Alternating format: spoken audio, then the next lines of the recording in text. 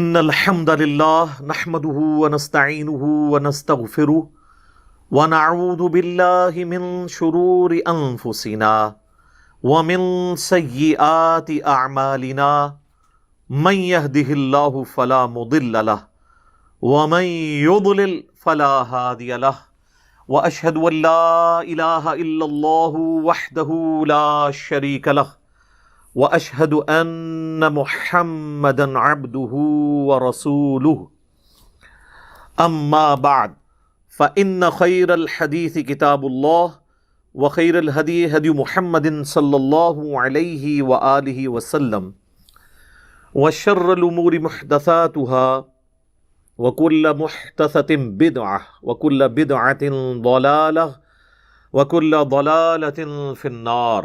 اعوذ باللہ السمیع العلیم من الشیطان الرجیم من ہمزہ ونفخہ ونفثہ بسم اللہ الرحمن الرحیم رب اشرح لی صدری ویسر لی امری واحلل عقدۃ من لسانی یفقہوا قولی. بسم اللہ الرحمن الرحیم ان اللہ وملائکتہ یصلون علی النبی یا ایہا الذین آمنوا صلوا علیہ وسلموا تسلیما. اللہم صل علی محمد وعلی آل محمد کما صلیت علی ابراہیم وعلی آل ابراہیم انک حمید مجید. اللہم بارک علی محمد وعلی آل محمد کما بارکت علی ابراہیم وعلی آل ابراہیم انک حمید مجید. اللہم ربنا آتنا فی الدنیا حسنہ وفی الآخرۃ حسنۃ وقنا عذاب النار. ربنا آتنا من لدنک رحمۃ وہیئ لنا من امرنا رشدا. لا الہ الا انت سبحانک انی کنت من الظالمین. حسبنا اللہ ونعم الوکیل. یا حی یا قیوم برحمتک استغیث ولا حول ولا قوة الا باللہ العلی العظیم. آمین. الحمدللہ آج 27 دسمبر 2020 کو سنڈے کے دن قرآن کلاس نمبر 60 میں 60 نمبر میں ہم انشاءاللہ تعالی سورہ آل عمران کی آیت نمبر 180 سے آنورڈ سٹارٹ لیں گے. اعوذ باللہ من الشیطان الرجیم بسم اللہ الرحمن الرحیم. وَلَا يَحْسَبَنَّ الَّذِينَ يَبْخَلُونَ بِمَا آتَاهُمُ اللَّهُ مِنْ فَضْلِهِ هُوَ خَيْرًا لَهُمْ بَلْ هُوَ شَرٌّ لَهُمْ. ہرگز گمان نہ کریں وہ لوگ کہ جنہیں اللہ تعالیٰ نے محض اپنے فضل و کرم سے دنیا کی زندگی میں کچھ نعمتیں دے رکھی ہیں کہ یہ ان کے لیے خیر ہیں. بل ہوا شر لہم، بلکہ اس میں تو ان کے لیے شر، برائی چھپی ہوئی ہے. اب یہ اسپیسیفکلی ان لوگوں کی طرف روئے سخن ہے جو لوگ دنیا میں دیا ہوا اللہ کا مال اللہ کی راہ میں خرچ نہیں کرتے، اور ایٹ لیسٹ وہ جو ڈیٹم لیول ہے جو اوبلیگیٹری ہے ہر انسان کے اوپر 40واں حصہ اپنے مال میں سال میں ایک دفعہ نکالنا یعنی زکوٰۃ، وہ اللہ کی راہ میں خرچ نہیں کرتے بلکہ مال جوڑ کر اس سے مزید مال کمانے کی فکر میں لگے رہتے ہیں. یہ اسپیسیفکلی ان کے بارے میں ہے کیونکہ اسی آیت کے اگلے ٹکڑے میں اس کا ذکر بھی آ جائے گا کہ کن لوگوں کو ایڈریس کیا جا رہا ہے. اسلام میں مال جوڑنا فی نفسی ہی کوئی حرام نہیں ہے. مال جوڑنا اگرچہ ڈسکریج کیا گیا ہے کیونکہ یہ فتنہ ہے، لیکن اس کی اجازت موجود ہے اگر کوئی شخص اس کی زکوٰۃ ادا کر دیتا ہے. اور وہ زکوٰۃ ظاہر ہے کہ ہر چیز کی ڈیفرنٹ ہے. زکوٰۃ کے قدیم اور جدید 70 احکام و مسائل کے اوپر میرا پوری ڈیٹیلڈ ویڈیو 2 گھنٹے کی ریکارڈڈ موجود ہے، مسئلہ نمبر 95B، جس کے اندر میں نے 70 سے زیادہ قدیم اور جدید مسائل بتائے ہیں زکوٰۃ سے ریلیٹڈ. جو پھلوں کی زکوٰۃ ہے وہ الگ ہے، جو زمین ہے اس کی زکوٰۃ الگ سے ہے، پھر زمین بارانی ہو تو الگ زکوٰۃ ہے، اگر ٹیوب ویل کے ذریعے آپ نے اسے سیراب کرنا ہے اس کی زکوٰۃ الگ ہے. اسی طریقے سے گائے اگر کوئی شخص زیادہ تعداد میں پالتا ہے اس کی زکوٰۃ الگ ہے. پلاٹ جو خریدے ہوئے ہیں مال تجارت کے طور پر بیچنے کی غرض سے اپنی انویسٹمنٹ کے پوائنٹ آف ویو سے اس کی زکوٰۃ کا معاملہ الگ ہے. سونا اور چاندی جو جوڑا ہوا ہے اس کی زکوٰۃ الگ ہے. یہ ایک پورا ڈیٹیل ٹاپک ہے جو اب ظاہر ہے کہ میں اس کو دوبارہ سے تو نہیں کر سکتا. سورہ التوبہ کی آیت نمبر 60 کے اندر 8 مصارف آئے ہیں اللہ کی راہ میں جو زکوٰۃ کے. وہ آیت جب آئی تھی پچھلی ہماری قرآن کلاسز کے اندر جو 344 لیکچرز کے اندر میں نے پوری قرآن کی ریکارڈنگ کروا دی ہے 9 سالوں کے اندر, تو اس آیت کے اوپر میں نے ڈیٹیل سے آلموسٹ 4 سے 5 گھنٹے کی گفتگو تھی. 2 نشستوں میں نے زکوٰۃ سے ریلیٹڈ ساری چیزیں ڈسکس کی تھی. آج میں اس تفصیل میں نہیں جاؤں گا. البتہ یہاں پر اللہ تعالیٰ ان لوگوں کو جو مال جوڑتے ہیں اور اللہ کی راہ میں خرچ نہیں کرتے بلکہ سودی ذہنیت ہے کہ مال کو پھر لگا کر پھر اس سے مزید مال کمانا, اور بس اسی 99 کے چکر میں لگے رہتے ہیں, ان کو اللہ تعالیٰ اس میں کہہ رہا ہے کہ یہ لوگ تو سمجھ رہے ہیں اللہ کا بہت فضل ہے. دنیا میں بھی آپ دیکھ لیں جتنا بڑا بدماش ہے, جتنا بڑا پراپرٹی ڈیلر ہے جس نے لوگوں کا مال ناجائز طریقے سے ہڑپ کیا ہوا ہے, کسی کی زمین پہ قبضہ کیا ہوا ہے, کسی نہ کسی موقع کے اوپر کوئی چھکا مارا ہوا ہے, وہ یہی سمجھتا ہے کہ جی میرے پہ تو اللہ کا بڑا فضل ہے. تو اللہ طرف ہمارا ہے کہ دنیا کی دولت کسی کو ملنا یہ اس کے لیے خیر نہیں ہے, عین ممکن ہے, اس میں شر چھپا ہو اس کے لیے. وہ اسی آیت کے اندر اب اللہ تعالیٰ ذکر فرما رہا ہے سَيُطَوَّقُونَ مَا بَخِلُوا بِهِ يَوْمَ الْقِيَامَةِ, اس مال کا توق ان کے گلوں میں ڈالا جائے گا جس کے ساتھ انہوں نے بخل کے ذریعے کنجوسی کے ساتھ مال دنیا میں جوڑا تھا. یہ مال کا ایک توق بنا کے ان کے گلے میں ڈال دیا جائے گا. یہ ہار نہیں ہے, توق ہے. صحیح بخاری اور صحیح مسلم کی متفقن علیہ حدیث ہے. اللہ کے محبوب صلی اللہ علیہ وآلہ وسلم نے فرمایا جس نے دنیا میں ایک بالشت زمین کسی کی دبا لی, ایک بالشت صرف 9 انچ, تو 7 زمینوں کا توق قیامت والے دن اللہ تعالیٰ اس کے گلے میں ڈالے گا. جناب یہ آپ کبھی یہ جو لوگ فوج کی نوکری کرتے ہیں نا تو اس میں ایک ٹرم یوز ہوتی ہے پٹھو باندھنا. کسی کو سزا دینی ہوتی ہے نا, 20-25 کلو کا وزن اس کی پیٹھ پہ لا دیا جاتا ہے اور پھر کہا جاتا ہے فلاں پہاڑی پہ چڑھ, اور جس کو 7 زمینوں کا توق لاد دیا جائے تو وہ تو آپ سمجھ سکتے ہیں کہ اس کا تو کچھ عمر ہی نکل جائے گا.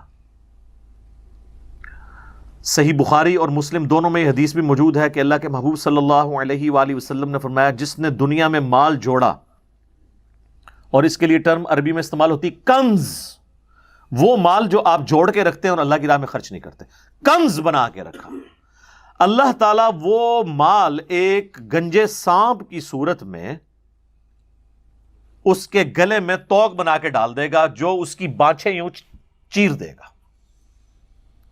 اور اس کا کلائمیکس ہے سورہ التوبہ کے اندر جس میں اللہ تعالیٰ نے فرمایا کہ جو کنز بنا کے رکھتے ہیں سونا چاندی اور دنیا کے مال و دولت کو, قیامت والے دن ہم انہی دھاتوں کو پگھلائیں گے اور یہ پگھلا ہوا سونا اور چاندی ان کی پیٹھ پہ, ان کے ماتھوں کے اوپر اور ان کے پہلوؤں کے اوپر داغیں گے. آپ ذرا امیجن کر سکتے ہیں یہاں پہ کبھی سٹیل مل کی آپ جہاں پہ وہ لوہا گرم کیا جا رہا ہوتا ہے اور لیکوڈ فارم میں ہوتا ہے, اس کے اندر کوئی انگلی رکھنا تو بڑی دور کی بات ہے, اس کے قریب سے بھی نہیں کوئی گزر سکتا.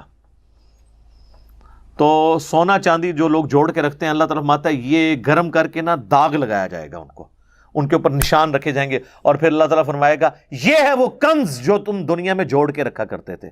یہ سورہ توبہ میں آیات آ جائیں گی. تو یہ بہت کریٹیکل ایشو ہے مال سے. اسی لیے اللہ کے پیغمبروں کے ماننے والے لوگ وہ زہد کی زندگی گزارا کرتے تھے کیونکہ اس کے اندر فتنہ پوشیدہ ہے. 2-4 اصحاب کی آپ کو مثال ملتی ہے کہ وہ مالدار تھے, لیکن وہ مثال بھی آدھی کوٹ کی جاتی ہے. جو انہوں نے اللہ کی راہ میں خرچ کیا ہوا ہے اس کا کوئی ذکر ہی نہیں کرتا. جامعہ ترمذی میں حدیث ہے 3 مواقع پر سیدنا عثمان کو اللہ کے محبوب صلی اللہ علیہ وآلہ وسلم نے جنت کی بشارت دی. پہلی دفعہ جب انہوں نے مسجد نبوی کی وسعت کے لیے زمین وقف کی خرید کے. دوسرے موقع پر جب میٹھے پانی کا کنواں نہیں تھا جو عرب کے ریگستانی ماحول میں ایک ایشو ہوتا تھا, وہ لے کے انہوں نے اللہ کی راہ میں خیرات کیا. اور تیسرا غزوہ تبوک جو جیش العسرہ تنگی والا جہاد تھا سب سے مشکل، اس میں انہوں نے ساز و سامان کے لدے ہوئے اونٹ اللہ کے نبی علیہ السلام کی خدمت میں پیش کر دیے. اور جامعہ ترمذی میں تو الفاظ ہیں کہ 1000 سونے کی اشرفیاں دیں، اور نبی علیہ السلام اتنے خوش ہوئے کہ آپ نے وہ اشرفیاں اپنی جھولی میں ڈالی اور ان کو یوں الٹ پلٹ کرتے تھے اور فرماتے تھے عثمان آج کے بعد جنتی ہے چاہے جو مرضی کرے. لیکن وہ اسی کو کہا گیا جس نے جو مرضی نہیں کرنا تھا، اللہ کی مرضی والا کام کرنا تھا، انہی کو گارنٹی دی گئی ہے. 1000 اشرفیاں آپ امیجن کر سکتے ہیں؟ 4 سونے کی جو اشرفیاں ہوتی تھی نا جنہیں دینار کہا جاتا تھا، وہ آج کا 7.5 تولے سونا بنتا ہے. اور 7.5 تولہ سونا آج کل آپ سمجھ لیں، چلے راؤنڈ اپ بھی کر کے 1 ملین تو بن ہی جاتی ہے نا رقم. 4 دینار 1 ملین آج کا، اور 1000 دینار آپ امیجن کر سکتے ہیں. اور یہ ایک موقع. سر یہ بات کرنا آسان ہے، لہٰذا ان امیر اصحاب کی مثال دینا غلط ہے. اتنا حوصلہ کسی کے اندر نہیں ہوتا. یہاں پہ بھی جتنے امیر لوگ ہیں نا، آپ ان کے دسترخوان چلتے ہوئے دیکھیں گے، اللہ کی راہ میں انہوں نے خیراتی ادارے بنائے ہوئے ہوں گے، اور اگر آپ ان سے پوچھیں کہ یار آپ اپنی زکوٰۃ کیلکولیٹ کرتے ہیں، وہ کہتے ہیں جی ہم تو بغیر حساب و کتاب کے اللہ کی راہ میں دیتے ہیں. تو یہ کون سا دین ہے جس میں بغیر حساب و کتاب کے اللہ کی راہ میں دیا جاتا ہے؟ یہ لوگوں نے ایک عجیب سی ٹرم بنائی ہوئی ہے، بغیر حساب و کتاب کے. اللہ نے تو کوئی چیز بغیر حساب و کتاب کے نہیں رکھی ہوئی ہے. نمازیں حساب کے ساتھ رکھی ہیں، بغیر حساب کے 5، اور ہر نماز کی رکعتیں بھی ہیں. اگر کوئی فجر کی 2 کی بجائے 3 پڑھ لے کے خیر ہے یا اللہ ایک فالتو ہی رکھ لے، تیرے ساتھ کیا حساب کرنا؟ اس کے وہ 2 بھی 0 سے ملٹیپلائی ہو جائیں گے. یہ کیا آپ نے لوگوں کو ڈاکٹرن سمجھا دی ہے بغیر حساب و کتاب کے؟ نہیں، ایک ایک چیز حساب کے ساتھ ہے. طواف کعبہ کے چکر ہے 7 ہیں، 8 کریں گے تب بھی طواف نہیں ہوگا، 6 کریں گے تب بھی نہیں ہوگا. دنیا میں بھی اگر کسی تالے کو آپ نے کھولنا ہے تو اس کی چابی کے کنگرے ہیں، ایک کنگرا زیادہ ہو یا کم ہو وہ تالا نہیں کھلتا. حساب کتاب اس لیے رکھا جاتا ہے تاکہ کسی آپ ڈیکورم کے ساتھ چیزوں کو فالو کریں. قرآن بغیر حساب و کتاب کے تو نازل نہیں ہوا، 114 صورتیں ہیں اس کی، ہر صورت کی مخصوص آیات ہے. اس طرح نہیں ہوتا. یہ صرف انہوں نے جان چھڑائی ہوتی ہے. اصل میں انہیں یہ ڈر ہوتا ہے ہم نے حساب و کتاب کیا تو ابھی تو ہم 5 روپے خرچ کر رہے ہیں، ہمیں تو 5 لاکھ روپے خرچ کرنا پڑ جانا ہے. تو وہ کہتے ہیں بغیر حساب کے کر رہے ہیں. اچھا تو ان سے پوچھے جو آپ اپنے کاروباری معاملات ہیں بغیر حساب و کتاب کے کرتے ہیں؟ نہیں. تو اللہ تعالیٰ نے بھی ہاں بغیر حساب کے آپ اس وقت کریں جب آپ ڈیٹم لیول اچیو کر لیں، 2.5% زکوٰۃ دے دی، اس کے بعد آپ بغیر حساب و کتاب کے جتنا مرضی دیں. لیکن جب تک آپ کیلکولیٹ نہیں کریں گے ہر سال کہ آپ کی زکوٰۃ، آپ کے ایسٹ کتنے ہیں، اس کے اگینسٹ آپ کی زکوٰۃ کتنی بنتی ہے، آپ کس طرح نکال سکتے ہیں؟ لوگوں کا نمازوں پہ زور ہے، عمروں پہ زور ہے، زکوٰۃ کے معاملے میں آگے کھوتی مر جاتی ہے انہوں نے، کیونکہ پیسہ نکالنا پڑتا ہے. ویسے تو آپ کو لگتا ہے بڑا آسان ہے جی، 1,00,000 روپے پہ 2,500 بہت آسان ہے. 1 کروڑ پہ 2.5 لاکھ بھی شاید آسان ہو. 1 ارب پہ 2.5 کروڑ نکالنا یہ مشکل ہو جائے گا. اور اگر 10 ارب ہیں تو آپ دیکھ لیں کہاں پہ بات جا کے نکلے گی. تو یہ جب بڑی رقم ہوتی ہے نا تو پھر تو اس کے اگینسٹ وہ جو خرچ کر رہے ہوتے ہیں وہ بہت کم ہوتا ہے. تو کیلکولیشن کرنا ضروری ہے. تو اللہ تعالیٰ ہمارا یہ توق ان کے گلوں میں ڈالا جائے گا. اسی لیے اصحاب رسول صلی اللہ علیہ وآلہ وسلم رضی اللہ عنہم اجمعین اور اہل بیت علیہم السلام اجمعین، ان کی زندگی آپ دیکھیں گے بڑی فقر میں گزری ہے. بخاری مسلم دونوں میں حدیث ہے ابو ذر غفاری کے بارے میں، میرا ایک کلپ بھی ہے. حضور علیہ السلام فرمایا ابو ذر وہ احد پہاڑ دیکھ رہے ہو؟ کہتے ہیں میں دل میں سوچنے لگا کہ حضور مجھے کسی کام سے وہاں بھیجیں گے، تو میں نے کیلکولیشن شروع کر دی کہ میں جاؤں گا اور اس ٹائم تک نماز تک واپس آ جاؤں گا. ظاہر ہے احد پہاڑ وہاں سے ایٹ لیسٹ 5-6 کلومیٹر تو ہے مسجد نبوی سے. تو نبی علیہ السلام فرمایا کہ اگر یہ احد پہاڑ سونے کے برابر ہو تو 3 دن نہیں گزریں گے کہ میں اللہ کی راہ میں خرچ کر دوں گا. اور آپ نے کیا ہے پریکٹیکلی. آپ کی فقر کی زندگی اڈاپٹڈ تھی. آپ صلی اللہ علیہ وآلہ وسلم کو اللہ نے غزوہ خیبر کے بعد مال غنیمت خمس کے ذریعے وسعت دے دی تھی، لیکن پھر بھی نبی علیہ السلام نے پوری زندگی زکوٰۃ نہیں دی. مال جوڑے ہی نہیں ہے، زکوٰۃ کہاں سے ہوگی؟ جو جوڑے گا وہ زکوٰۃ نکالے گا نا. جو آئے اور بس سبسسٹنس لیول پہ رکھ کے خرچ کر دے اللہ کی راہ میں، اس نے زکوٰۃ کہاں سے نکالنی ہے؟ اور آپ کی تربیت کا نتیجہ یہ تھا کہ آپ کے اہل البیت میں سے بھی بعد میں جب رومن اور پرشین امپائر کے خزانے مسلمانوں کے قدموں میں ڈھیر ہوئے تو مال غنیمت میں سے لاکھوں دینار بھی ملتے تھے نا ان کو، تو وہ خیرات کر دیا کرتے تھے. وہ تو ایک پوری ایک آپ سمجھ لیں واقعات کی لسٹ ہے.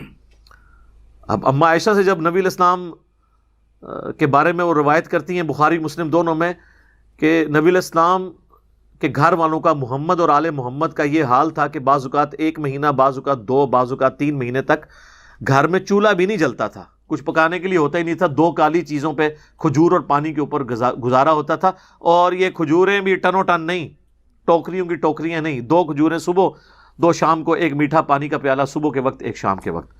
ٹھیک ہے، آج یہ بات کرنا آسان ہے. آج ہم میں سے اکثریت عام لوگ بھی کیسر و کسرا کی زندگی گزار رہے ہیں فیسلٹیز کے پوائنٹ آف ویو سے، شاید ان سے بہتر.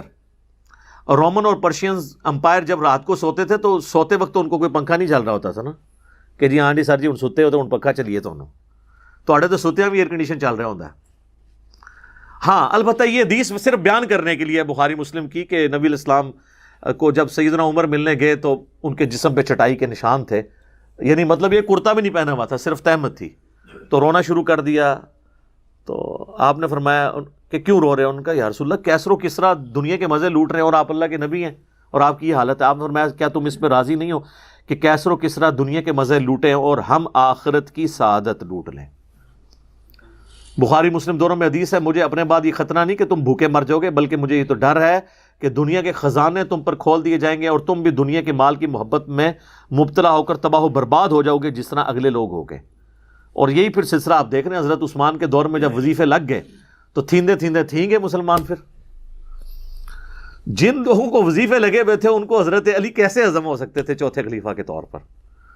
کیونکہ انہوں نے تو پھر حضرت عمر کی طرح اسٹرکٹ مینجمنٹ تھی ان کی، تو ان کے مفادات جڑے ہوئے تھے بیسیکلی.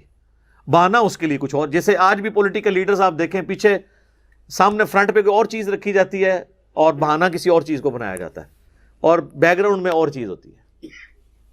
تو جن لوگوں نے نبی الاسلام کی صحبت کی ہوئی تھی وہ کوشش کرتے تھے کہ بچ کے رہیں اس طرح کے معاملات سے.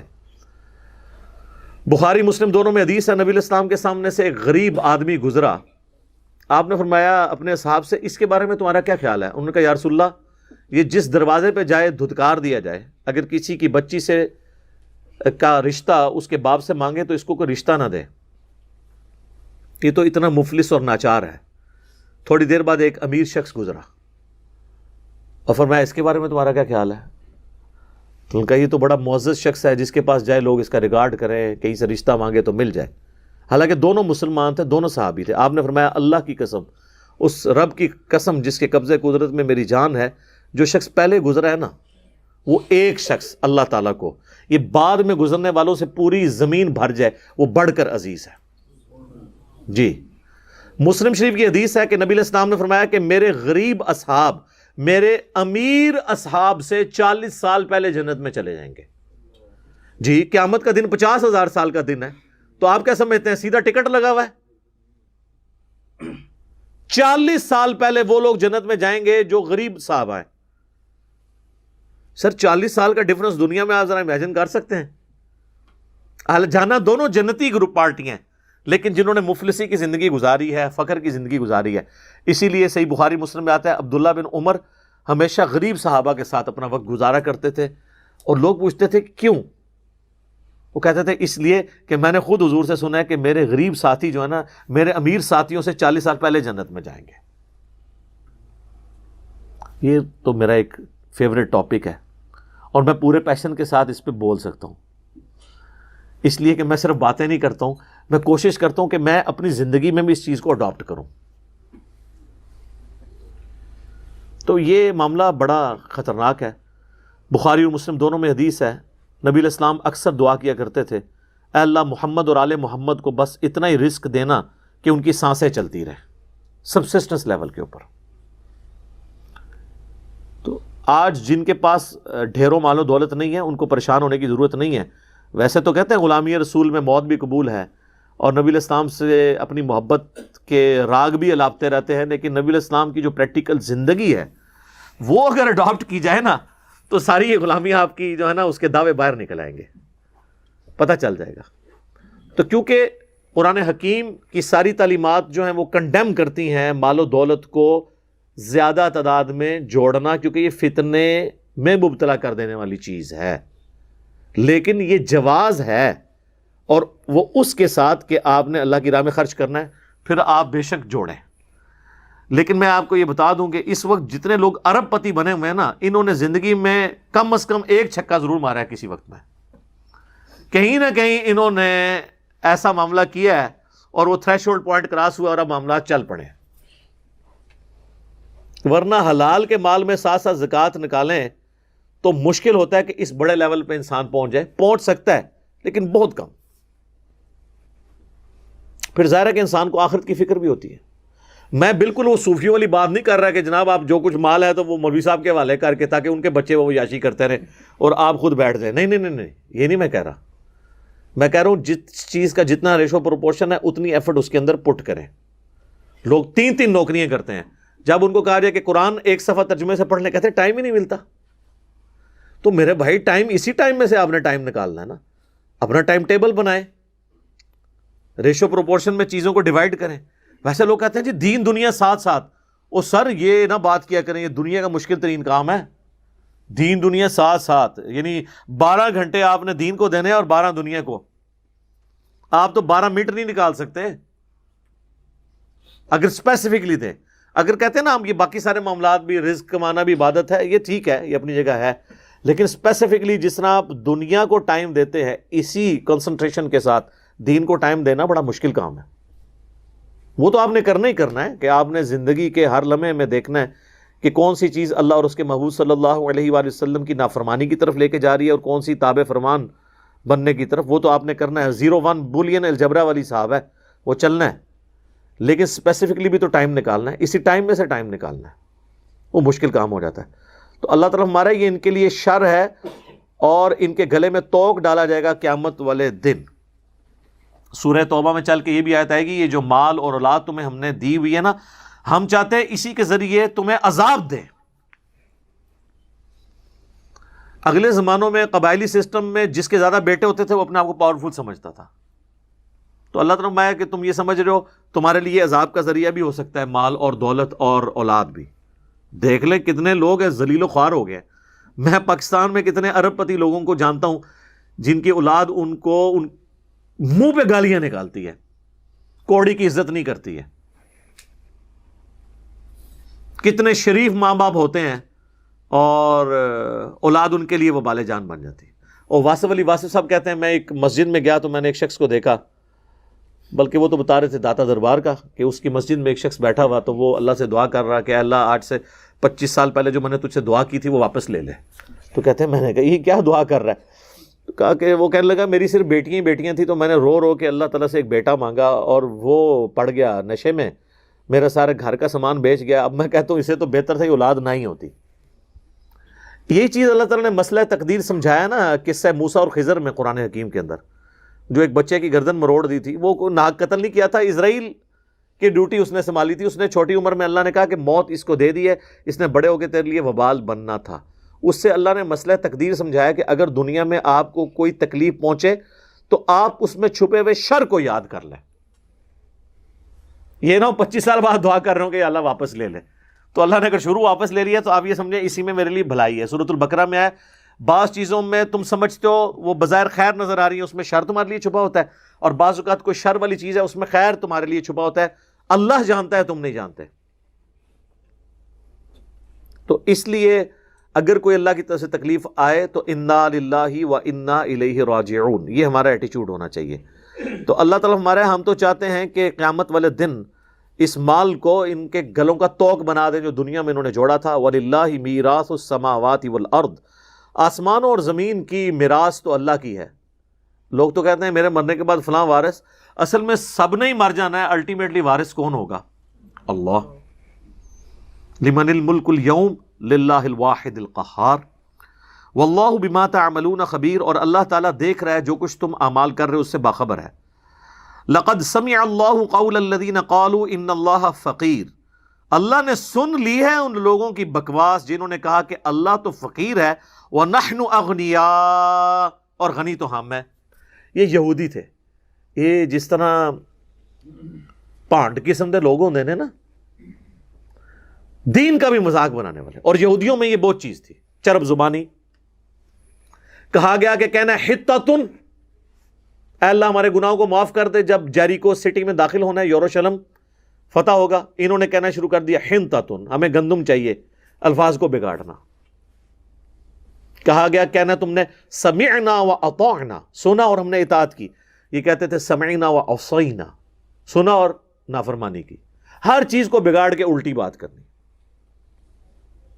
اور یہاں پر بھی انہوں نے مزاح کے طور پہ یہ بات کی کہ اللہ فقیر ہے، غنی تو ہم ہوئے، کیوں؟ دیکھو اللہ تعالیٰ بار بار کہتا ہے کہ مجھے قرض حسنہ دو، اللہ کی راہ میں خرچ کرو، تو امیر تو وہ ہوگا جو خرچ کرے، جو مانگ رہے ہیں ہم سے وہ تو خود غریب ہے۔ استغفر اللہ، تو بولی اس پہ اللہ کی ورڈکٹ دیکھیں، سنکتب ما قالو، ہم ایک ایک چیز لکھ رہے ہیں جو یہ بکواس کر رہے ہیں۔ یہ پرسنل نوٹس بنانے کے لیے نہیں، قیامت والے نامہ اعمال سامنے رکھنے کے لیے۔ یہ کہا کرتے تھے دنیا میں، آؤ نا، اب دنیا میں تو کھلی چھٹی تھی، اب تمہاری گرفت کریں گے۔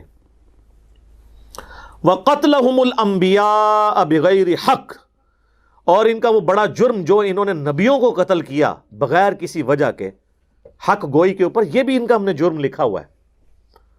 وَنَقُولُ ذُوقُوا عَذَابَ الْحَرِيقِ، اور پھر ایک وہ دن آئے گا ہم کہیں گے چکھو اس آگ کے عذاب کا مزہ، جو تم دنیا میں اللہ کے بارے میں اس طرح کی غلط گفتگو کرتے تھے، اس کے بھیجے ہوئے نمائندوں یعنی وقت کے پیغمبروں کو قتل کرتے تھے۔ دنیا میں تو کھلی چھٹی تھی، لیکن آج ہم گرفت کریں گے۔ اچھا، یہ اکثر لوگ کہتے ہیں نا دنیا میں جو کچھ ہو رہا ہے وہ اللہ کی مرضی سے ہو رہا ہے۔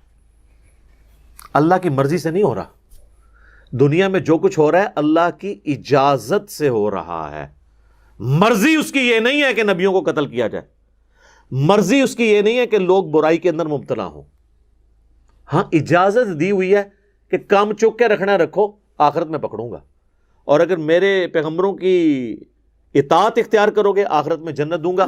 اجازت ہے، یہ نہیں ہوگا کہ اذان ہوئی ہے تم نماز نہیں پڑھتے تو زمین میں دزا دیے دو، نہیں، زمین نہیں تمہیں کھینچے گی۔ اذان ہوئی تمہارے آٹومیٹکلی نہ تم مسجد کی طرف قدم بڑھیں گے اور نہ کسی برائی کی طرف، تمہارا اپنا اختیار ہوگا۔ انا ہدیناہ السبیل اما شاکرا و اما کفورا، ہم نے ہدایت کا راستہ واضح کر دیا ہے، تمہاری مرضی ہے، چاہے تو شکر گزاری کی روش اختیار کرو، خواہ نہ شکری کی۔ تو یہ جو لوگ کہتے ہیں نا جی وہ جو کچھ ہو رہا ہے جی اللہ کی مرضی ہے نا جی، اللہ کا ہی فضل ہے نا جی، تو اس حوالے سے سورہ الزمر کی ایک آیت ہے جو مسئلہ تقدیر کے حوالے سے بڑی کریٹیکل ہے، کراس ریفرنس کے طور پہ میں یہاں پہ وہ کوٹ کر دیتا ہوں، بالکل سٹارٹ کے اندر سورہ الزمر کی آتی ہے، آیت نمبر ہے 7۔ ان تکفروا فإن اللہ غنی عنکم، اگر تم اللہ کی ناشکری کی روش اختیار کرو گے تو یہ جان لو کہ اللہ بے پرواہ ہے۔ یہ نہیں ہے کہ تم نے نماز نہیں پڑھی تو اللہ کو کوئی ٹینشن ہو گئی ہے، جاؤ دفع ہو جاؤ۔ لیکن اس کا یہ بھی مطلب نہیں ہے کہ جو مرضی کرو اللہ کو فرق نہیں پڑتا، نہیں۔ ولا یرضی لعبادہ الکفر، لیکن اللہ راضی کبھی نہیں ہوگا کہ تم ناشکری کی روش اختیار کرو، پکڑے گا نہیں دنیا میں کیونکہ اس نے تمہیں کھلی چھٹی دی ہے، لیکن راضی نہیں ہے، پکڑے گا آگے۔ وَإِن تَشْكُرُوا، اور اگر شکر گزاری کی روش اختیار کرو گے، يَرْضَاهُ لَكُمْ، وہ راضی اسی پہ ہی ہے کہ تم اس کے تابع فرمان رہو، نافرمانی پہ اس کو پرواہ کوئی نہیں ہے، لیکن ناراض ہو جائے گا اور پکڑ لے گا۔ وَلَا تَزِرُ وَازِرَةٌ وِزْرَ أُخْرَى، اور یاد رکھنا کوئی بھی جان قیامت والے دن دوسرے کے گناہوں کا بوجھ نہیں اٹھائے گی، ہر شخص نے اپنے اعمال کا بوجھ خود اٹھانا ہے۔ ثم الى ربکم مرجعکم، پھر تمہیں لوٹ کر اپنے رب کی طرف جانا ہے، فینبئکم بما کنتم تعملون، پھر وہ تمہیں بتا دے گا جو کچھ تم دنیا میں اعمال کیا کرتے تھے۔ انہ علیم بذات الصدور، اور وہ تو اتنا علم والا ہے کہ تمہارے سینوں کے چھپے ہوئے رازوں کو بھی جانتا ہے۔ دنیا میں داڑھی سے پگڑی سے آپ عوام کو دھوکہ دے سکتے ہیں، اللہ کو نہیں دے سکتے۔ کہتے ہیں شکل کتنی نورانی، اوڈا اوڈا فراڈیا ہوتا ہے، شکل نورانی ہے، شکل نورانی، یہ کون جج کر سکتا ہے یار؟ چہروں سے کون ڈیسائیڈ کر سکتا ہے؟ ایک فرقے کا عالم ہے، اس کے اپنے فرقے والے کہتے ہیں نور برس رہا ہے، دوسرے کہہ رہے ہیں لعنت پئی ہوئی ہے۔ دنیا میں ہی آپ دیکھ لیں، کافر نہیں کہتا، مسلمان ہی کہتا ہے، کہتے ہیں نا جی۔ تو پھر جب اپنے والے پر نور ہے دوسرے والے پہ لعنت ہے، تو جو آپ کا اپنے والا ہے وہ بھی کروڑوں لوگوں کے نزدیک لعنت والا ہے۔ تو شکل تو کوئی کرائٹیریا نہیں ہے، شکلیں تو تب کرائٹیریا ہوں کہ شکل انسان خود بنا سکتا ہو اپنی۔ اسی لیے یاد رکھیں، مسئلہ تقدیر سے تعلق رکھتی ہیں وہ چیزیں جو آپ کے اختیار میں نہیں ہیں، اور جو چیزیں آپ کے اختیار میں ہیں اس پہ اللہ نے آپ کی پرسش کرنی ہے۔ میری شکل میرے ماں باپ چوز کرنا یہ میرے اختیار میں نہیں تھا، تو مجھے قیامت میں نہیں پوچھا جائے گا تو جیلوں میں کیوں پیدا ہوا ہے، نہیں۔ ہاں، جو اللہ نے حکم دیا تھا کہ ان اچھائیوں کو اڈاپٹ کرنا، ان برائیوں سے بچنا، یہ مجھے اختیار دیا ہے، اس کے بارے میں میری پرسش ہوگی۔ تو اللہ طرف مارا ہے کہ پھر ان سے کہا جائے گا چکھو اس آگ کا عذاب، ذالک بما قدمت ایدیکم، یہ ہیں وہ جو تمہارے ہاتھوں نے آگے بھیجے تھے نا اپنے کرتوت، یہ تو اپنی کیتیاں اگے آئی ہیں جنہوں پنجابی کہتے ہیں، یہ تمہارے کرتوت تھے جو تم دنیا میں تو کہتے تھے اللہ کا بڑا فضل ہے، میری یہ فلم بھی ہٹ ہو گئی ہے، یہ تمہارے کرتوت ہیں جو اب تمہارے سامنے آئے ہیں، یہ تمہارے۔ وَأَنَّ اللَّهَ لَيْسَ بِظَلَّامٍ لِّلْعَبِيدِ، اور یہ کہ اللہ تعالیٰ یقیناً اپنے بندوں پر ظلم نہیں کرتا۔ اگر قیامت میں اللہ نے پکڑا ہے تو دنیا میں کھلی چھٹی دی تھی، نبیوں کے ذریعے اور ان کے ذریعے کتابیں بھیج کے سلیبس کی فارم میں حق کا حق ہونا اور باطل کا باطل ہونا تم پر عیاں کر دیا تھا۔ اب یہ تمہارا فیصلہ تھا نا کہ تم نے کون سی چیز قبول کی ہے۔ الذین قالوا ان اللہ عہد الینا، اب یہ یہودیوں کا ذکر آ رہا ہے، دل بے ایمان پہ اجتا ٹیر، اگر دل بے ایمانی پہ اترا ہو تو آپ لیم ایکسکیوزز، جھوٹے بہانے بہت سے گھڑ لیں گے۔ نبی علیہ السلام پہ ایمان نہ لانے کا ایک بہانہ انہوں نے یہ بھی اڈاپٹ کیا کہ اللہ نے ہم سے یہ عہد لیا تھا کہ صرف اس پیغمبر کو ماننا ہے جو یہ معجزہ دکھائے کہ وہ اللہ کے لیے قربانی لا کر اوپن میدان میں رکھے اور ایک غیبی آگ آئے اور اس قربانی کو جلا کے راکھ کر دے، کیونکہ یہ بنی اسرائیل میں یہ ہوا کرتا تھا۔ مال غنیمت، جنگوں میں جیتا ہوا مال، چونکہ جنگ میں کافروں کا مال ہتھیانا اس کا مقصد نہیں ہوتا، مقصد ہوتا ہے اللہ کے دین کی سربلندی۔ اسی لیے اگلی امتوں میں جو مال غنیمت ہوتا تھا نا، وہ کسی کو دیا نہیں جاتا تھا مجاہد کو، بلکہ وہ اوپن میدان میں رکھا جاتا تھا، ایک غیب سے آگ آتی تھی اس کو جلا کے راکھ کر دیتی تھی تاکہ دنیا کی لالچ کے لیے کوئی کام نہ کرے۔ ہماری امت میں اللہ تعالیٰ نے آسانی کی، بخاری مسلم میں حدیث ہے، مجھے 5 ایسی خصوصیات دی ہیں جو مجھ سے پہلے کسی نبی کو نہیں دی، ان میں سے ایک یہ ہے کہ مال غنیمت اللہ نے میرے لیے حلال کر دیا، پہلے یہ حرام تھا۔ تو وہ کہتے تھے کہ غیبی آگ آئے، جس طرح کہ قابیل اور حابیل کا ذکر بھی سورۃ المائدہ میں آئے گا کہ اللہ تبارک و تعالیٰ نے حابیل کی قربانی قبول کر لی، قابیل کی نہیں کی۔ تو وہ آگ آ کے اس قربانی کو کھا گئی تھی، دوسری قربانی وہیں پڑی رہی، تو یہ اس چیز کا ثبوت تھا کہ یہ قبول ہوئی، یہ جو راکھ بن گئی قبول ہوئی، جو نہیں راکھ بنی اس اپنی جگہ پہ وہ قبول نہیں ہوئی۔ تو اب وہ یہ کہتے تھے کہ ہم سے تو اللہ نے یہ عہد لکھا ہے، اللہ نؤمن لرسول حتی یأتینا بقربان، یہاں تک کہ کوئی رسول ہمارے پاس یہ معجزہ لے آئے کہ وہ قربانی لے کر آئے، تأکلہ النار، جسے اوپنلی آگ کھا جائے، یہ معجزہ جب تک نہیں دکھاؤ گے ہم نہیں مانیں گے۔ اللہ تو میں قل، اے نبی ان سے فرما دیجئے، قد جاءکم رسل من قبلی، مجھ سے پہلے بھی کئی رسول آئے ہیں، بالبینات، روشن دلائل لے کر، وبالذی قلتم، اور وہ معجزے بھی لے کر آئے جو تم مجھ سے ڈیمانڈ کر رہے ہو، فلم قتلتموہم ان کنتم صادقین، تو تم نے ان پیغمبروں کو کیوں قتل کر دیا تھا اگر تم سچے ہو اپنی بات میں؟ ان کے لیے کوئی اور بہانہ کر لیا ہوگا۔ یہاں بھی یہی ہوتا ہے، آپ کوئی دین کی بات کریں کہتے ہیں ڈگری لے کے آئے، ڈگری لے کے آ جائیں تو کہتے ہیں نہیں ڈگری تو آپ نے لی ہے لیکن وہ تو فرقہ ہی گمراہ ہے،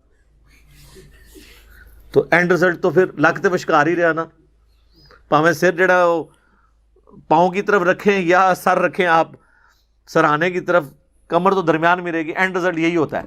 اور اگر آپ اس فرقے کی ڈگری بھی لیں تو آگے بات پتہ کرتے ہیں بندہ ساڑا سی لیکن بعد تمہیں پتہ زیادہ پڑھ کے نا خراب ہو گیا۔ اتنے بانے ہیں، میں کہتا ہوں شیطان بھی ہنستا ہوگا کہ علماء کرام کی تحقیقات کے اوپر، علماء کرائم، علماء کرام نہیں، علماء کرائم، میں مجرم علماء کی بات کر رہا ہوں، اہل حق کی بات نہیں کر رہا۔ لیکن آپ نے مجھ سے پوچھنا نہیں کہ اہل حق کدھر ہیں، تو اللہ تعالیٰ ہمارا ہے کہ اگر تم نے پیغمبروں کو ماننا ہی ہوتا تو ان سے پہلے جو رسول گزرے. اچھا یہاں پہ رسول جو ہے بمانا نبی کیا ہے؟ یہاں پہ یعنی لغت کے معنوں میں یوز ہوا ہے، ورنہ میں نے پہلے بھی کئی دفعہ بتایا کہ جو ہم اصطلاح کے معنوں میں نبی اور رسول کا فرق کرتے ہیں، اس فرق میں کبھی رسول قتل نہیں ہوئے. قتل ہمیشہ انبیاء ہوتے تھے، کیونکہ رسول تو خود یہ دھمکی دیتے تھے کہ ہم پہ ایمان لاؤ، ادروائز بڑے دن کا عذاب آپ پکڑے گا. اگر وہ خود اٹھا لیے جائیں یعنی شہید کر دیے جائیں تو وہ دھمکی تو انہوں نے کافروں کو لگائی تھی، خود کیسے قتل ہو گئے. تو وہ اللہ تعالیٰ کا اصول ہے.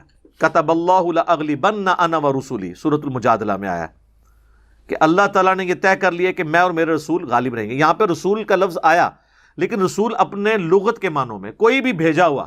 ایون سورہ یاسین میں آپ دیکھیں گے انبیاء نے جو اپنے فرستادے آگے بھیجے ان کے لیے بھی رسول کا لفظ استعمال ہوا ہے.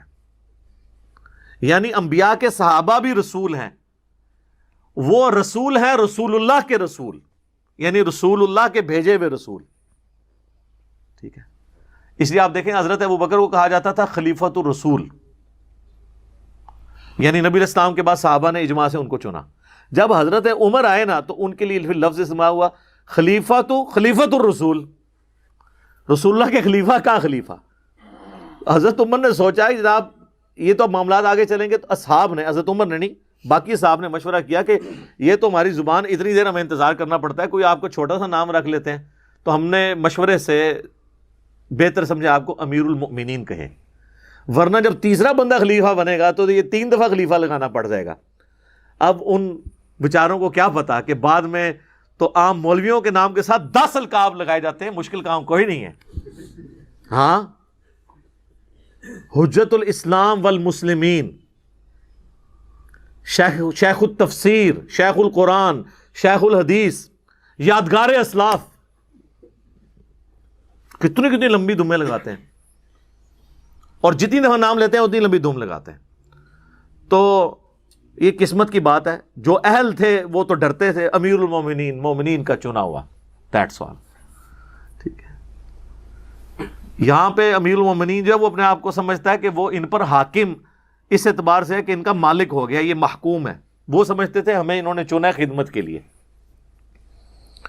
اور گورے اس کو فالو کر رہے ہیں. امریکہ میں دیکھیں سیکٹری آف ڈیفenس ہوتا ہے کہ اسسٹ کر رہے ہیں، بس یہ نہیں ہے کہ ان پہ حکمران بن گئے.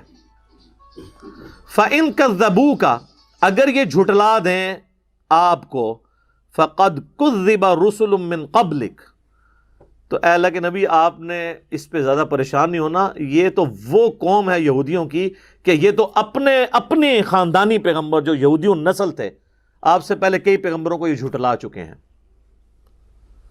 جاءوا بالبینات، جو کہ روشن دلائل بڑے بڑے موڈز ان کے پاس لے کے آئے تھے، والزبر والکتاب المنیر، اور صحیفے اور روشن کتابیں لے کے آئے. یہ تو اتنے ناہنجان ہیں، انہوں نے اپنی بنی اسرائیل میں پیدا ہونے والے پیغمبروں کا انکار کیا. آپ تو پھر بھی بنو اسماعیل میں ہیں، آپ کے ساتھ تو ان کا جیلسی فیکٹر بھی ہے. کل نفس ذائقۃ الموت، ہر ذی روح کو موت کا مزہ چکھنا ہے. اس میں دھمکی ہے کہ بھئی کب تک یہ یاشیاں کرو گے، مرنا ہے، اللہ کے حضور آنا ہے، پھر بدلہ لیں گے تم سے. وَإِنَّمَا تُوَفَّوْنَ أُجُورَكُمْ يَوْمَ الْقِيَامَةِ، اور تمہیں پورا بدلہ مل کے رہے گا اپنے اعمال کا قیامت والے دن. اچھے اعمال کیے تو ان کا اجر، اور برے اعمال کیے تو اس کی سزا. فَمَنْ زُحْزِحَ عَنِ النَّارِ، پس جو بچا لیا گیا قیامت کے دن جہنم کی آگ سے، وَأُدْخِلَ الْجَنَّةَ، اور جنت میں داخل کر دیا گیا، فَقَدْ فَازَ، پس وہ کامیاب ہو گیا. اللہم اجعلنا منہم. اللہم انا نسألک جنت الفردوس مع النبیین والصدیقین والشہداء والصالحین، آمین. وما الحیاۃ الدنیا الا متاع الغرور، اور دنیا کی زندگی تو نہیں ہے مگر دھوکے کا سامان. یہ کنکلوڈ کیا اللہ نے اس بات کو. واقعی دھوکہ ہے، پتہ ہی نہیں چلتا، ایسے وقت گزرتا ہے. ہم جب اسکول کالج میں تھے جن لوگوں کو دیکھتے تھے بڑی ایکٹیو لائف گزار رہے تھے، ان میں سے کئی لوگ فوت ہو چکے ہیں. اور جب بڑھاپے میں ان کی کسپرسی دیکھتے ہیں بندہ حیران ہوتا ہے، یار یہ وہی بندہ تھا، ڈان تھا اپنے وقت کا، اور اب اس کی کیا حالت ہے. تو یہ غرور دنیا میں بھی اللہ ٹوٹتا ہوا دکھاتا ہے اگر کسی کے اندر موجود ہے. تو دنیا جو ہے یہ دھوکے کا سامان ہے، ایسا دھوکا ہے کہ پتہ ہی نہیں چلتا وقت گزرنے کا، اور وقت گزرتا چلا جاتا ہے۔ لَتُبْلَوُنَّ فِي أَمْوَالِكُمْ وَأَنفُسِكُمْ، ہم تمہیں ضرور آزمائیں گے تمہارے مال اور تمہاری اپنی جانوں میں۔ وَلَتَسْمَعُنَّ مِنَ الَّذِينَ أُوتُوا الْكِتَابَ، اور تم ضرور سنتے رہو گے ان لوگوں سے جو اہل کتاب ہیں، من قبلکم، تم سے پہلے جنہیں کتاب دی گئی تھی، یعنی جیوز اور کرسچنز، وَمِنَ الَّذِينَ أَشْرَكُوا، اور شرک کرنے والوں کی طرف سے بھی، اذًا کثیرا، بڑی اذیت دینے والی باتیں، یعنی یہ تمہیں آئے دن خبریں ملے گی کہ فلاں مولانا صاحب کا کلپ بھی آ گیا آپ کے خلاف۔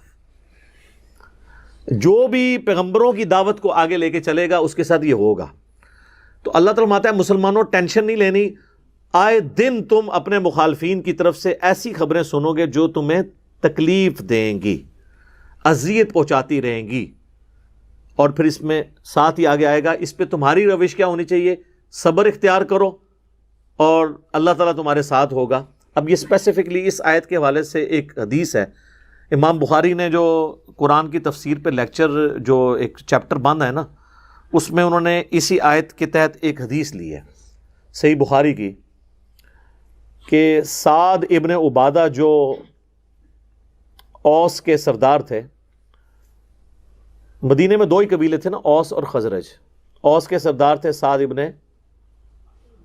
عبادہ، اور خزرج کے سعد ابن عبادہ تھے، اوس کے تھے سعد ابن معاذ رضی اللہ عنہما وعلیہم السلام۔ تو سعد ابن عبادہ جو ہے نا وہ بیمار ہو گئے، تو نبی علیہ السلام ان کی عیادت کے لیے اپنے گدھے کے اوپر تشریف لے کے جا رہے تھے، تو راستے میں آپ نے دیکھا کچھ لوگ کھڑے ہیں، ابھی آپ تازہ مدینہ شریف ہجرت کر کے گئے تھے۔ تو صحیح بخاری کے الفاظ ہیں کہ نبی علیہ السلام وہاں پہ رک گئے اور آپ نے کہا کہ چلو کچھ مجمع ہے تو میں قرآن پڑھ کے سناتا ہوں انہیں، ان میں سے کوئی میری بات قبول کر لیں۔ اور اس میں عبداللہ ابن ابی بھی شامل تھا، جو ابھی تک اس کا منافق ہونا، یعنی ابھی اس نے اسلام بھی قبول نہیں کیا تھا، اوپر سے جو کرنا ہے، ابھی وہ ایک ان نون پرسنالٹی کے طور پہ تھا۔ نبی علیہ السلام جب اپنی گفتگو مکمل کر چکے تو اس نے کہا کہ دیکھو اے محمد، جو تم باتیں کر رہے ہو یہ باتیں بہت اچھی ہیں، لیکن تم یہاں پہ آ کے یہ باتیں کیوں کر رہے ہو؟ تم اپنے گھر میں بیٹھ کے یہ باتیں کیا کرو، ہمارا ٹائم اس طریقے سے ضائع نہ کرو، نعوذ باللہ۔ تمہاری بات کسی نے سننی ہوگی وہ خود آ کے سن لے گا، یہ ہمیں نہ اس طریقے سے سناؤ۔ تو اب یہ بڑی سخت بات تھی، نبی علیہ السلام نے اس کا جواب نہیں دیا۔ وہاں پہ عبداللہ بن رواحہ موجود تھے، تو انہوں نے کہا نہیں یا رسول اللہ، آپ ہمیں اللہ کی باتیں سنایا کریں، ہم ہر وقت اللہ کی باتیں سننے کے لیے تیار ہیں۔ اور عبداللہ ابن ابی سے اس کا جھگڑا ہو گیا اور کافی مار کٹائی کے قریب نوبت پہنچ گئی، تو نبی علیہ السلام نے بیچ میں پڑھ کے اس معاملے کو ٹھنڈا کیا، اور پھر نبی علیہ السلام سعد ابن عبادہ کے پاس گئے، اور یہ پورا جو واقعہ وہاں پہ جب ڈسکس کیا تو سعد ابن عبادہ نے کہا یا رسول اللہ، عبداللہ ابن ابی سے آپ نے صرف نظر کرنا ہے، اصل میں جب آپ مدینہ شریف ہجرت کر کے آ گئے، اس سے جسٹ پہلے عبداللہ ابن ابی کی سرداری پہ پورا مدینہ راضی ہو چکا تھا، تو اس کی تو سرداری چھن گئی ہے، اب سب مدینہ آپ کے اوپر ایگری کر گیا، تو جیلسی فیکٹر موجود ہے، آپ نے اس سے صرف نظر کرنا ہے، تو آپ نے کیا بھی۔ اور اسی حدیث میں آتا ہے کہ پھر آہستہ آہستہ جب لوگ اسلام میں داخل ہوئے اور اسلام کا پلڑا بھاری ہونا شروع ہوا، تو اس نے بھی، عبداللہ ابن ابی نے بھی کلمہ پڑھ کے اسلام قبول کر لیا، لیکن اوپر سے، اندر سے نہیں، اور پھر پوری زندگی اس کی وجہ سے مسلمانوں کو تکلیفیں ملی، اور اس کا کلائمیکس غزوہ تبوک کے موقع پر رسول اللہ پہ قاتلانہ حملہ کروانا اور پیچھے سے مسجد درار بنانا، جس کا سورہ توبہ میں ذکر ہے۔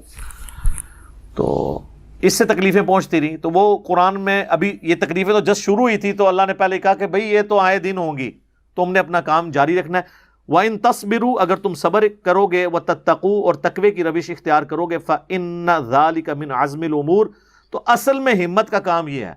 دنیا میں لوگ سمجھتے ہیں ہمت کا کام یہ ہے کہ کسی کی مار کٹائی والا معاملہ کرنا، کسی کو گالی گلوچ نکالنا۔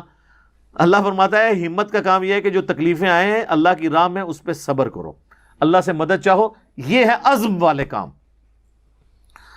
وَإِذْ أَخَذَ اللَّهُ مِيثَاقَ الَّذِينَ أُوتُوا الْكِتَابَ، اور یاد کرو جب اللہ تعالیٰ نے پختہ عہد لیا ان لوگوں سے جن کو کتاب دی تھی، یعنی جیوز اور کرسچنز، یہود و نصارہ، لَتُبَيِّنُنَّهُ لِلنَّاسِ کہ تم کھول کھول کر بیان کرنا لوگوں کو، وَلَا تَكْتُمُونَ اور مت چھپانا حق کو۔ جب بھی کوئی نیا پیغمبر آنے والا ہوتا تھا نا، اس سے اگلا جو پیغمبر گزرا ہوتا تھا نا، وہ آنے والے پیغمبر کی خبر دیتا تھا، اس کی کتاب میں پریڈکشن ہوتی تھی کہ میں تو جا رہا ہوں، اب اللہ کا ایک اور نمائندہ آئے گا، تم نے اس کو فالو کرنا ہے۔ اس کے تحت تو جوز اور کرسچنس کے پاس پروفیسیز موجود تھی کہ آخری پیغمبر نے آنا ہے، لیکن انہوں نے حسد اور بغض کی وجہ سے قبول نہیں کیا۔ تو اللہ طرف مارا ہے کہ یہ اہل کتاب سے تو ہم نے عہد لیا تھا کہ تم نے حق کو نہیں چھپانا اور ظاہر کرنا ہے، اور یہ نبی علیہ السلام کی پروفیسیز جو ان کی کتابوں میں، یہ نہ صرف نبی علیہ السلام پر ایمان نہیں لاتے، الٹا جو پروفیسیز ان کی کتابوں میں تھی وہ چھپاتے ہیں اپنی پبلک سے، جس طرح آج ہمارے علماء بھی چھپا رہے ہیں۔ ہم لوگوں کو بتاتے ہیں قرآن میں یہ لکھا ہے، کہتے ہیں علی ایسی گلاں کرتا ہے جی ساڈے خلاف نے، تو علی نے کولوں تو نہیں کتاب لکھ دی تھی۔ بخاری مسلم میں جو چیزیں لکھی جب ہم بتاتے ہیں تو ہم آپ کو کتابوں سے جوڑ رہے ہیں۔ اگر میں آپ سے کہتا ہوں کہ سورہ البقرہ کی آیت نمبر 279 میں لکھا ہوا ہے کہ سود کھانے والے سے اللہ اور اس کے رسول کا اعلان جنگ ہے، تو آپ مجھے یہ کہیں گے جی پہلے آپ ڈگری لے کے آئیں پھر ہم یہ آیت مانیں گے، ادروائز ہم آیت بھی نہیں مانیں گے۔ تو میں ڈگری لوں یا نہ لوں، آپ تو ایمان سے فارغ ہو گئے۔ اگر کوئی کافر بھی آپ کو کہے نا سورہ بقرہ کی آیت نمبر 279 میں یہ لکھا ہے، تو آپ پہ ماننا واجب ہے، اس لیے کہ آپ اللہ کی بات مان رہے ہیں۔ اسی طریقے سے جب ہم یہ بات کرتے ہیں قرآن میں لکھا ہے، بخاری میں لکھا ہے، مسلم میں لکھا ہے، آپ اس کو چیک کریں، لکھا ہوا ہے تو مانیں، نہیں لکھا ہوا ہمیں بتائیں، ہم رجوع کر لیں گے۔ پچ تو نہ کھو دیں، ٹھیک ہے۔ تو اللہ تعالیٰ فرما رہے ہیں کہ ان سے تو ہم نے یہ عہد لیا تھا، فَنَبَذُوهُ وَرَاءَ ظُهُورِهِمْ تو انہوں نے اپنے اس وعدے کو پیٹھ کے پیچھے پھینک دیا، وَاشْتَرَوْا بِهِ ثَمَنًا قَلِيلًا اور اس کے عوض دنیا کے چند ٹکے کما لیے، یعنی وہ چودراہٹ اپنی چودراہٹ اسی صورت میں قائم تھی جب نبی علیہ السلام کو نہ مانتے۔ تو دنیا کی منفعت کی خاطر انہوں نے وقت کے پیغمبر کا انکار کیا، ان کے بارے میں جو پروفیسیز تھیں، پیش گوئیاں موجود تھیں ان کی کتابوں میں، ان کو بھی چھپا لیا۔ فَبِئْسَ مَا يَشْتَرُونَ تو کیا بری چیز ہے جو وہ خرید رہے ہیں، یعنی اللہ تعالی کی ہدایت اپنے ہاتھ سے دے کر دنیا کی منفعت اور گمراہی اور آخرت کا عذاب خرید رہے ہیں، وَلِعَوْذُ بِاللَّهِ تعالی۔ تو یہ کتمان حق بہت کریٹیکل ایشو ہے۔ جامعہ ترمذی، ابو داؤد اور ابن ماجہ میں حدیث ہے، سنن نسائی میں بھی ہے، مشکات کے اندر بھی آپ کو پہلی جلد میں کتاب العلم چیپٹر میں ترمذی ابو داؤد کے حوالے سے ملے گی کہ نبی علیہ السلام نے فرمایا دنیا میں جس سے کوئی حق کی بات پوچھی گئی، علم کی بات، اور وہ اسے معلوم تھی، اس کے باوجود اس نے چھپا لی، تو قیامت والے دن آگ کی لگام اس کے منہ میں ڈالی جائے گی کہ تجھے یہ پتا تھا، تو نے کیوں چھپایا۔ کتمان حق اتنا بڑا ایشو ہے، اس لیے بہت کرٹیکل احادیث بھی اصحاب رسول نے مرتے مرتے بیان کر دی ہیں کہ قیامت والے دن ہم پہ یہ عذاب نہ آ جائے کہ ہم نے یہ دین کا یہ حصہ چھپا کیوں لیا۔ یہاں لوگ کہتے ہیں امت کے وسیع تر مفاد میں چھپا لو، اور قرآن کہتا ہے لعنتی ہے جو چھپائے گا۔ جو چیز اللہ نے قرآن میں بیان کر دی، نبی علیہ السلام نے اپنی سنت میں صحیح الاسناد احادیث کے ذریعے ہم تک پہنچا دی گئیں، اب اس میں چھپانے والی بات کون سی رہ گئی؟ اگر کوئی چھپانے والی بات ہوتی تو اللہ کے نبی خود چھپا جاتے، جیسا کہ منافقین کے نام آپ نے صرف حذیفہ ابن یمان کو بتائے، امت کی ضرورت نہیں تھی، تو ٹھیک ہے آج تک ہم نے بھی آپ کو نہیں بتایا کہ کس کس کی پیٹھ پہ دوبیلا پھوڑا نکلا اور اس کی موت اس پھوڑے سے ہوئی۔ بڑا زور لگا بیٹھے ہیں لوگ، ہم سے پوچھتے ہیں کہ کون ہے؟ جو مسلم شریف میں اوپر تلے 3 احادیث ہیں کہ میرے صحابہ میں 12 منافقین ہیں، ان میں سے 8 کے پیٹھ پہ ایک دوبیلا پھوڑا نکلے گا جس کی گرمائش وہ سینے میں محسوس کریں گے اور وہ کبھی بھی جنت میں داخل نہیں ہوں گے۔ تو ہم نے تو کبھی نہیں کسی کو بتایا، اس لیے کہ اس سے دین کا کوئی حصہ مکمل نہیں ہونا تھا۔ ہاں جو چیزیں دین سے تعلق رکھتی تھیں، جو نبی علیہ السلام نے ایز اے پروفیسیز بتائیں اور ان کی بعد میں ہمیں چیزیں نظر بھی آئیں، وہ ہم بتاتے ہیں۔ جس طرح کہ صحیح بخاری میں 2812 نمبر حدیث ہے، عمار کو ایک باغی جماعت قتل کرے گی، عمار ان کو اللہ اور جنت کی طرف بلائے گا اور وہ جماعت دوزخ کی طرف بلا رہی ہوگی، تو ہم آپ کو بتا دیتے ہیں کہ بھائی سیدنا عمار ابن یاسر مولا علی کے ساتھی تھے، ان کو قتل کرنے والے مخالفین آل امیہ تھی، تو کلیئر کٹ ہے۔ تو یہ ہم ضرور کرتے ہیں کہ جو چیز جتنی واضح ہے وہ ہم نے بتا دی، تو اسی لیے کرتے ہیں کہ یہ چیزیں چھپانے والا لعنتی ہے۔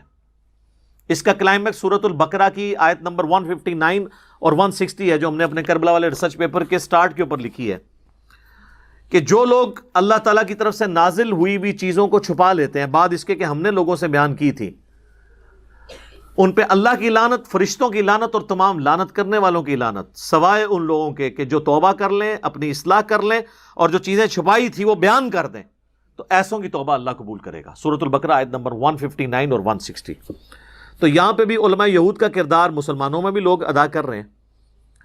لا تحسبن الذین یفرحون بما اتوا، ہرگز آپ یہ خیال نہ کریں جو لوگ خوش ہو رہے ہیں اپنے کرتوتوں کے اوپر، وَيُحِبُّونَ أَن يُحْمَدُوا بِمَا لَمْ يَفْعَلُوا، کہ ان کی تعریف کی جائے ایسے کاموں پر جو انہوں نے کیے نہیں ہیں، فَلَا تَحْسَبَنَّهُمْ بِمَفَازَةٍ مِّنَ الْعَذَابِ، تو ان کے متعلق یہ گمان نہ کرنا کہ وہ امن میں ہے، بلکہ وہ تو عذاب میں ہوں گے۔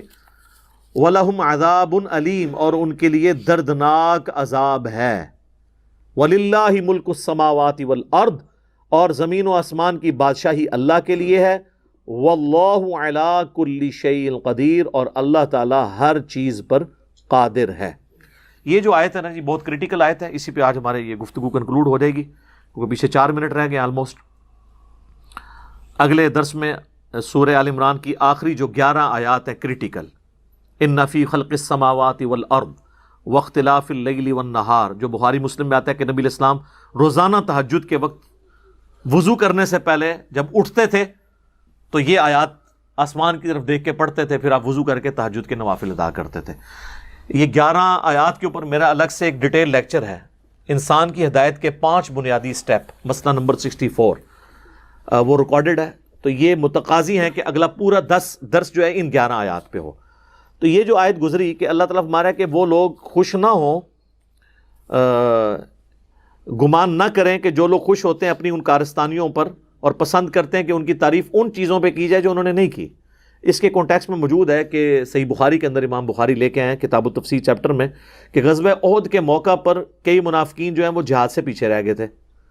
اب وہ رہے تو بزدلی کی وجہ سے تھے، اور وہ یہ خواہش کرتے تھے کہ اللہ کے نبی علیہ السلام ہماری تعریف کر دیں۔ اللہ کے نبی کیسے کریں؟ اور دل میں خوش تھے کہ دیکھو اتنے لوگ مرے ہیں، ہماری جان بھی بچ گئی، اور اب ہم جب واپس آئے تو کئی لوگوں نے بہانے کیے، یا رسول اللہ میری بیوی بیمار تھی، نہیں تو تک دے تسی جناب ایسی تھی تیسی ہی نہ دی کافراں دی، اب بس مینوں یہ مسئلہ بن گیا سی، تو بہانے کر رہے تھے۔ تو اللہ تو ہمارا یہ چاہ رہے ہیں کہ جو انہوں نے کام کرنا بھی نہیں تھا اور ان کی تعریف لوگ کریں کہ ہاں یار اے منڈا ہوندا نا انہیں کام چک دینا سی، کون سی چکنا انہیں سر، وہ تو دھوکھا دے کے بیٹھے ہوتے۔ ٹھیک ہے نا جی۔ ادھر بھی آپ دیکھ لیں ہمارے پولیٹیکل لیڈرز کو دیکھ لیں، جب وہ اپوزیشن میں ہوتے ہیں تو ان کے آپ دعوے دیکھیں، لگتا ہے کہ یہ حکومت میں آئے تو فاسٹسٹ گروئنگ اکانومی اس ملک کی ہو جائے گی، اور آگے بیڑا غرق کر دیتے ہیں۔ تو اللہ تعالیٰ فرما رہا ہے کہ یہ چاہتے ہیں کہ خواہش کی جائے جو انہوں نے کام نہیں کیے ان کے، اللہ تعالیٰ فرما رہا ہے ان کے لیے عذاب ہے۔ اچھا اب اس میں بڑی خطرناک بات تھی کہ اگر کسی شخص کی کسی ایسی بات پہ تعریف کی جائے جو اس نے نہیں کی ہوئی تو اس کو اللہ فرما رہا ہے ہم ضرور عذاب دیں گے۔ تو صحابہ میں بعض لوگ اس معاملے میں پریشان بھی ہوئے، تابعین میں سے بھی کچھ لوگ۔ تو ایک اور حدیث امام بخاری نے اس کانٹیکسٹ میں لی ہے کہ مروان بن حکم جب مدینے کا گورنر بنا تو اس نے عبداللہ ابن عباس کے پاس ایک بندہ بھیجا اور کہا کہ یہ آیت سے تو لگتا ہے کہ ہم بھی عذاب میں مبتلا ہوں گے، ویسے بچنا تو اسی مشکل ہی ہے جو کام تسی پائے نے بنو امیہ نے۔ تو حکمران اسی طرح ہی ہوتے تھے نا، حکمران کے تو لوگ پاس نامے پڑھتے تھے جو انہوں نے نہیں کیے ہوتے تھے۔ یہاں پہ بھی آپ دیکھتے ہیں جب حکمران یا بڑے لوگ کہیں پہ جاتے ہیں جو القابات خود شرم محسوس کر رہے ہوتے ہیں کہ ہمیں ان کے ساتھ منسوب کیا جا رہا ہے، وہ بھی خوش ہو رہے ہوتے ہیں کہ جی انہوں نے یہ کر دیا، جی بڑا کارنامہ دکھا دیا۔ تو وہ مروان بن حکم کہنے لگا کہ ابن عباس سے پوچھ کے آؤ، مجھے تو لگ رہا ہے اس آیت کے تحت ہمیں بھی عذاب ہوگا۔ یہ نہیں اس نے آگے کہا کیوں، وہ کہنا یہ چاہ رہا تھا کہ لوگ ہماری بھی تو تعریف کرتے ہیں ان کاموں میں جو ہم نے نہیں کیے ہوئے، تو جڑے کام پائے نے اس تو صرف نظر کر دینے تھے، اسی بھی رگڑے جانا ہے۔ تو پوچھ کے آؤ کہ یہ آیت کے تحت تو پھر کوئی بھی نہیں بچے گا۔ تو ابن عباس نے فرمایا کہ یہ آیت اصل میں یہودیوں کے بارے میں نازل ہوئی تھی جنہوں نے اوپر سے اسلام قبول کر لیا تھا اور جہاد سے پیچھے رہ گئے، یا ان یہودیوں کے بارے میں جن کو نبی علیہ السلام نے بلایا اپنے پاس کہ تمہاری کتابوں میں جو میری پروفیسیز لکھی ہیں میرے بارے میں کہ میں آخری پیغمبر ہوں وہ آ کے پبلک کو بیان کرو، تو انہوں نے وہ بیان کرنے کے بجائے ادھر ادھر کی باتیں کرنی شروع کر دی۔ تو کچھ ساتھی جو حضور کے بیٹھے تھے انہوں نے ان کے لیے چاند ایک تعریفی کلمات بول دیے کہ چلو یار جو بھی ہے بندہ سینسیبل ہے، بڑا ڈیسنٹ بندہ ہے۔ تو اللہ تعالیٰ فرمایا کہ اگر حضور کے ساتھیوں نے تمہاری تعریف بھی کر دی ہے تو یہ چیز تمہیں جنت میں نہیں لے کے جائے گی. تم سے جو کام پوچھا گیا تھا, جو کام تمہارے ذمہ لگایا تھا, وہ تو تم نے نہیں کیا, اور تم یہ سمجھ رہے ہو کہ تمہاری تعریف. تو اس سے کتنا خطرناک رزلٹ نکلا کہ نبی علیہ السلام کی مجلس میں بھی اگر کسی کی تعریف بیان ہو اور اس کے کرتوت برے ہوں تو اللہ فرما رہا ہے عذاب اسے ہم نے دینا ہے. کیوں؟ حساب تو اللہ نے کرنا ہے. سورہ توبہ میں آئے گا کہ اے نبی یہ جھوٹے بہانے لگا کر جو جہاد سے پیچھے رہ گئے یہ آپ کو تو راضی کر لیں گے لیکن اللہ کو تو راضی نہیں کر سکتے. اللہ تو ان کے سینوں کے چھپے ہوئے راز بھی جانتا ہے. اللہ سے تو کوئی نہیں بھاگ سکتا. مخلوق کو تو آپ 100 بہانے کر سکتے ہیں. بعض اوقات نبی علیہ السلام ایک انٹیلیجنٹ آدمی تھے, آپ کو وہی کے بغیر اگرچہ نہیں پتا چلتا تھا کہ کون جھوٹ بول رہا ہے, لیکن فیس ریڈنگ سے, بہانے خوریوں سے, اس سے عام ایک ٹیچر کو بھی اندازہ ہو جاتا ہے کہ یہ جو بچہ یہ بہانہ کر رہا ہے یہ واقعی اس کی بجلی رات کو گئی ہوئی تھی یا اس نے کام صحیح نہیں کیا. تو حضور آپ کی شفقت تھی. سورہ توبہ میں بھی آیا کہ یہ جب اکیلے ہوتے ہیں کہتے ہیں یہ نبی تو نرے کان ہے, نعوذ باللہ. جیسے کان جو ہے نا صرف بات سن سکتا ہے, اس کو انالائز نہیں کر سکتا جب تک دماغ نہ ہو. یعنی وہ کہتے تھے نعوذ باللہ. تو اللہ نے فرمایا کہ اے نبی ان سے فرما دو کہ یہ نبی کا کان ہونا تمہارے لیے رحمت ہے. اگر یہ تمہارے اوپر گرفت کرنا شروع کر دیں تم بچو نہیں. یہ ان کی شفقت ہے کہ بہانے. کسی نے کہا یا رسول اللہ میں تو تبوک پہ نہیں جا سکتا آپ کے ساتھ, میری بیوی بیمار ہے. ٹھیک ہے. کسی نے آگے کہا جی میرے ساتھ یہ مسئلہ ہو گیا ہے, بخار ہے. آپ نے یہ بھی نہیں کہا کہ لیا چیک کرنا ہے بھی ہے کہ نہیں. ٹھیک ہے. لیکن اللہ نے ایک چیز نوٹ کی بھی تھی. لیکن دیکھ لیں جس کا بارے میں حضور کو پتا تھا, ابو ذر غفاری کے بارے میں جب کہا گیا کہ وہ بھی رہ گیا, انہوں نے کہا ابو ذر نہیں رہ سکتا. اور حضور کو پتا تھا کہ آپ کے مخلص ساتھی کون ہے. تو حضرت ابو ذر کا ذکر تو آپ کو پتا ہے کہ رقت قلبی میں اضافہ کر دیتا ہے. میرا یوٹیوب پہ کلپ ہے ابو ذر غفاری صادق, وہ آپ یوٹیوب پہ اشک بار آنکھوں سے دیکھنے والا کلپ ہے. وہ خاص کیفیت میں جو فی البدی باتیں میری زبان سے اللہ نے نکلوائی ہیں وہ آپ وہی دیکھیں تو آپ کو پتہ چلے کہ دنیا سے زہد کی زندگی کس چیز کا نام ہے. اور نبی علیہ السلام کے سچے اصحاب جو واقعی دنیا کو 3 طلاقیں دے چکے تھے اور آخرت کی زندگی پر انہوں نے قناعت اختیار کر لی تھی کہ آخرت ہی اللہ سے لیں گے, ان کا اوڑھنا بچھوڑنا کیا ہوا کرتا تھا. اللہ تعالیٰ سے دعا ہے جو حق بات میں نے کہی اللہ تعالیٰ ہمارے دلوں میں راسخ فرمائے. اگر جذبات میں میرے منہ سے کوئی غلط بات نکل گئی تو اللہ تعالیٰ ہمیں معاف بھی فرما دے, ہمارے دلوں سے اسے محو بھی کر دے. ہمیں کتاب و سنت کی تعلیمات پر عمل کر کے دوسرے بھائیوں تک پہنچانے کی توفیق عطا فرمائے. سبحانک اللہم و بحمدک اشہد ان لا الہ الا انت استغفرک و اتوب الیک وما علینا الا البلاغ المبین.